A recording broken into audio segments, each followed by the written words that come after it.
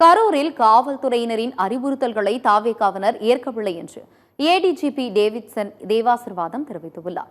கரூர் வேலுச்சாமிபுரத்தில் நேற்று முன்தினம் தாவேகா தலைவர் விஜயின் பிரச்சார கூட்டத்தில் ஏற்பட்ட நெரிசல் குறித்து தமிழக சட்டம் ஒழுங்கு ஏடிஜிபி டேவிட்சன் தேவாசிர்வாதம் செய்தியாளர்களை சந்தித்தார். கரூரில் தாவேகா தலைவர் விஜய் பிரச்சாரத்திற்கு போலீஸ் அனுமதி வழங்கவில்லை என்ற தகவல் உண்மையில்லை. 500 போலீசார் பாதுகாப்பு பணியில் ஈடுபட்டனர். பாதுகாப்பு குளறுபடி எதுவும் இல்லை, கல்வீச்சு நடைபெறவில்லை என்று கூறினார். விஜய் பிரச்சாரத்திற்கு வந்தவர்களை அதிக ஆபத்து உள்ள கூட்டமாகவே கருதி அதிக பாதுகாப்பு வழங்கப்பட்டது. காவல்துறையினரின் அறிவுறுத்தலை தாவேகாவினர் ஏற்கவில்லை என்று குறிப்பிட்டார். கூட்ட நெரிசல் ஏற்படும் முன்பு என்ன நடந்தது என்பது பற்றி முழுமையாக விசாரிக்கப்படும் என்றும் ஏடிஜிபி டேவிட்சன் ஆசிர்வாதம் தெரிவித்தார்.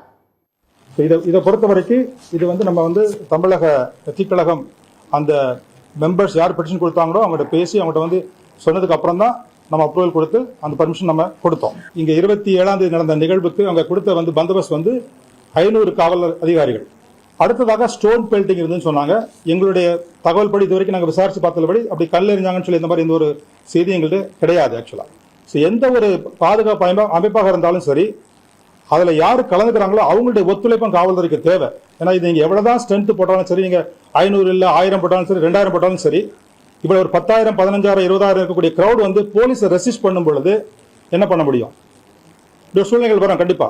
இப்ப கமிஷன் அப்பாயிண்ட் பண்ணிருக்கிறதுனால முழு விவரங்கள் முழு உண்மைகள் அவங்க ஆராய்ந்து கண்டுபிடிக்க வேண்டிய பொறுப்பு அவங்களுக்கு கவர்மெண்ட் ஒப்படைச்சிட்டாங்க.